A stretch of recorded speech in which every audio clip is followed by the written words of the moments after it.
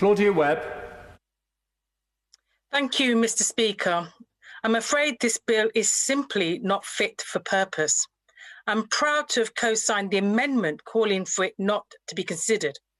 The coronavirus crisis has shown that the people who really keep our society ticking are not billionaires and the super rich, but nurses, its carers, its cleaners, checkout attendants, and many more essential frontline workers. Yet these are the very people who are branded as low-skilled by this immigration bill. This, Mr. Speaker, reveals the fundamental hypocrisy of this government. It does not matter how many cabinet ministers applaud NHS staff in front of television cameras on a Thursday night if they then legislate to strip them of their dignity. Mr. Speaker, under this government, citizenship rights have been deliberately obscured and deportation and removal targets have taken precedence.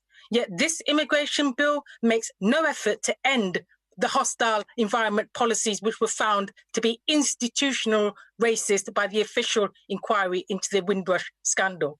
It also does not end the abhorrent practices of indefinite detention, which has led to the inhumane treatment which has become routine in centres like Yarswood.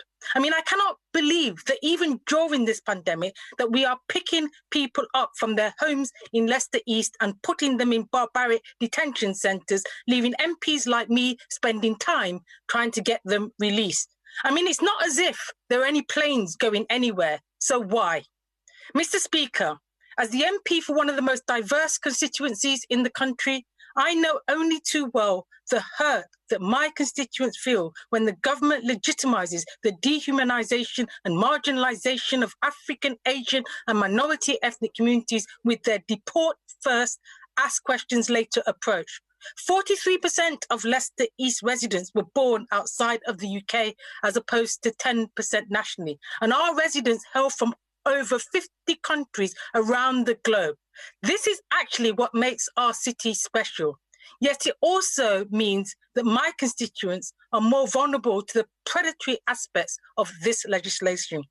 For instance, Mr. Speaker, a recent study of the Health Service Journal found that 66% of NHS workers who have tragically died from the virus were not born in the UK. Our health service simply would not function without the sacrifice of people from across the world.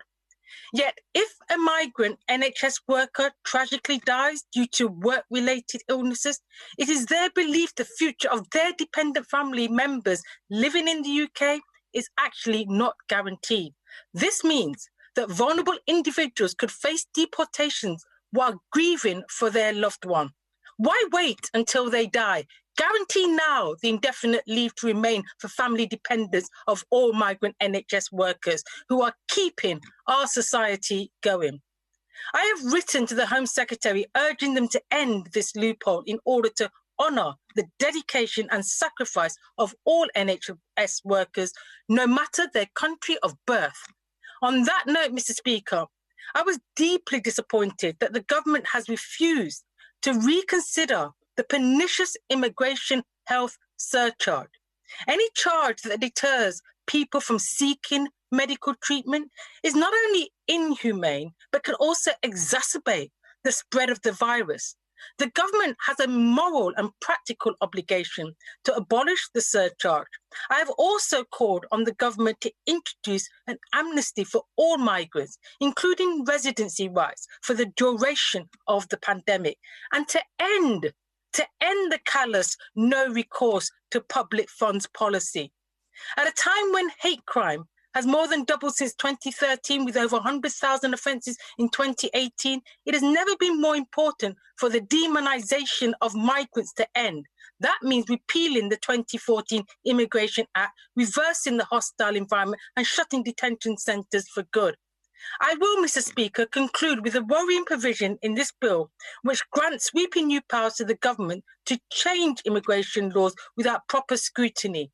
This government's systematic mistreatment of migrants over the last decade, from the hostile environment to the Windrush scandal, is the ultimate proof that they are undeserving of this unchecked power.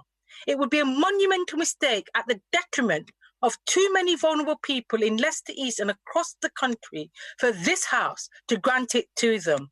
I will be voting against this bill. Thank you, Mr. Speaker. Thank you.